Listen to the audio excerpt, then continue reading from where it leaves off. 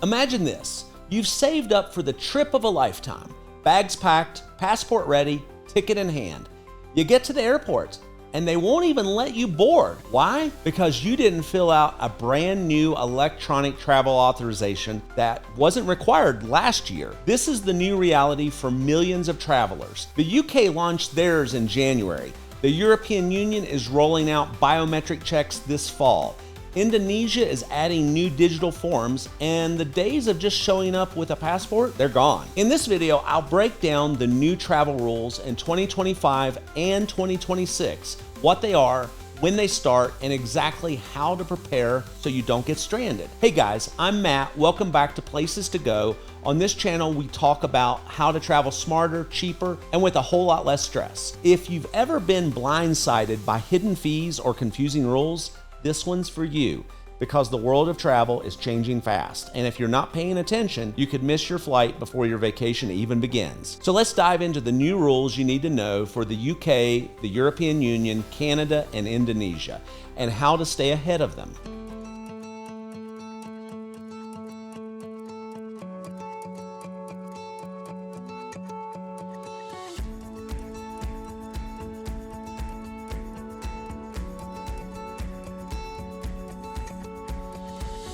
Here's what's happening. Countries around the world are tightening up their borders, but instead of asking for full visas, they're creating lightweight online pre-approvals. Think of the US ESTA system. Travelers from Europe or Asia can't just show up in the States anymore. They have to apply online, pay a small fee, and get electronic approval before they fly. Now, other countries are following that model. Why? Two reasons: security and money. Governments want to know who's entering before you land, and they're also turning these systems into revenue streams. Each application only costs $7, $15, or $20, but when you multiply that by millions of travelers, it adds up fast. And here's the key takeaway. If you don't have the right authorization, you won't even make it on the plane. Airlines are required to check before boarding, and they'll turn you away at the gate. So let's break down what's already in effect, what's coming soon, and what you need to plan for in the next year. Rule number 1, United Kingdom ETA. The first big change hit earlier this year on January 8th of 2025. The United Kingdom officially launched its electronic travel authorization system, the ETA. Here's how it works. If you're from a visa-free country like the US, Canada, or Australia, you now need to apply for an ETA before you can fly into or even transit through the UK. It's very similar to the US ESTA system. The cost is 16 British pounds, which is about 21 US dollars, and it's valid for 2 years or until your passport expires, whichever comes first. During that time, you can enter the UK as many times as you want, but only for short stays, up to 6 months at a time. The good news? Applications are quick and online. You can use the official UK government website or app. Most approvals are granted within a few days, and many people get theirs within 24 hours. But here's the important part. Without an ETA, airlines won't let you on the plane. This rule is already in effect, so if you're flying to London, Edinburgh, or even just connecting through Heathrow, you need to have it sorted before you check in. Rule number 2, European Union, EES, and ETIAS. The European Union has 2 major systems coming online, and they're going to affect anyone traveling to the Schengen area, which includes most of Europe. First up is the EES, the Entry-Exit System. This launches on October 12th, 2025, and will be fully phased in by April 10th, 2026. The EES is basically replacing the old passport stamp system with biometrics. That means when you enter or leave a Schengen country, they'll take a facial scan or fingerprint instead of just stamping your passport. It's designed to track exactly how long you've stayed, so you can't overstay the 90-day tourist limit without getting flagged. The second system is ETIAS, the European Travel Information and Authorization System. This is the one that works like the US ESTA or the UK's ETA.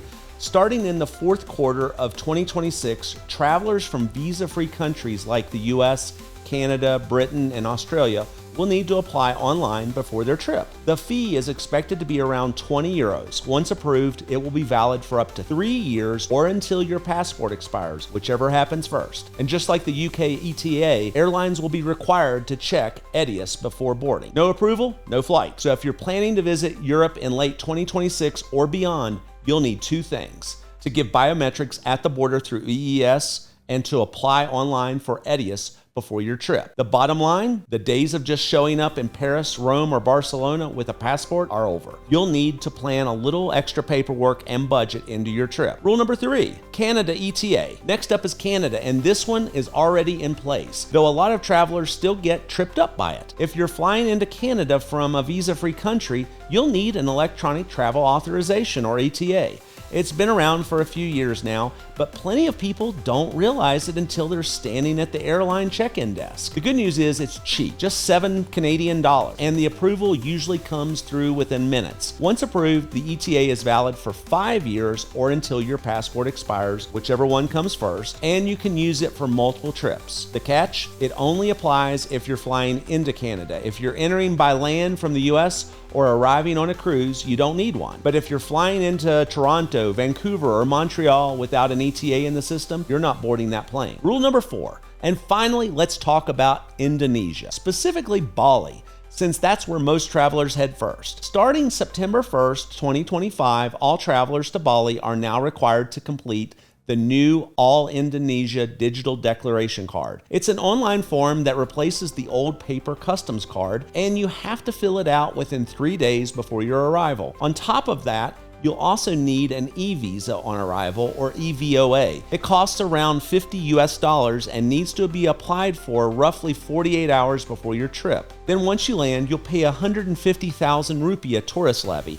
That's about $14, which goes towards supporting local infrastructure and sustainability programs. If you don't do this paperwork in advance, you risk long delays on arrival or even being denied boarding at your departure airport. So for Bali and the rest of Indonesia, the new reality is digital form plus EVOA plus tourist levy. Plan ahead and you're fine. Forget it and your tropical vacation could end before it even starts. So why should you care about all of this? Because these new systems aren't just red tape. They directly affect your wallet, your time, and whether or not you actually get on the plane. First, the costs add up. The UK ETA is about $21. ETIAS for Europe will be around 20 euros. Bali's EVOA is $50 plus a $14 levy. If you're a family of 4 heading from London to Paris to Bali, that's hundreds of dollars in new fees before you've even booked a hotel. Second, the timing matters. These authorizations aren't instant every time. While many are approved quickly, governments say to allow several days, even weeks in some cases. That means you just can't book a last-minute trip without checking the fine print first. And finally, the stakes are high. Without the right authorization in the system, airlines won't let you board. It doesn't matter how much you spent on your ticket or how far you've traveled. No ETA, no ETIAS, no boarding pass. The big picture is this. Travel is still possible, but the rules of the game have changed. And if you're not prepared, you'll lose before you even leave home. So what can you do to make sure these new rules don't ruin your trip? Well, number 1, check official government sites. Don't trust random blogs or Facebook posts or videos like mine. Go straight to the UK Home Office, the EU's ETIAS site, Canada's official immigration page, or Indonesia's portal. Fake sites are already popping up charging double the fee. Number 2, apply early. Don't leave this until the week of your trip. Even though most approvals are quick, governments recommend applying at least 2 to 3 weeks in advance, just in case. And number 3, save proof. Once you're approved, screenshot the confirmation. Download the QR code and email yourself a copy. That way, if your airline can't find it in the system, you can show them right at the counter. Number 4, budget for the fees. It may only be $7 here or 20 euros there, but for families or frequent travelers, it adds up fast. Make sure it's part of your travel budget from now on. And number 5, stay flexible. These systems are brand new. Expect glitches, delays, and even lines at the border as they get rolled out. A little patience and preparation goes a long way. The key is simple. Know before you go. A few minutes of planning now can save you hundreds of dollars and keep your vacation from ending at the check-in desk. So here's the bottom line. The age of just showing up at the airport with a passport is over. The UK already launched its ETA this year. The EU is rolling out biometric checks this fall, with ETIAS coming in 2026.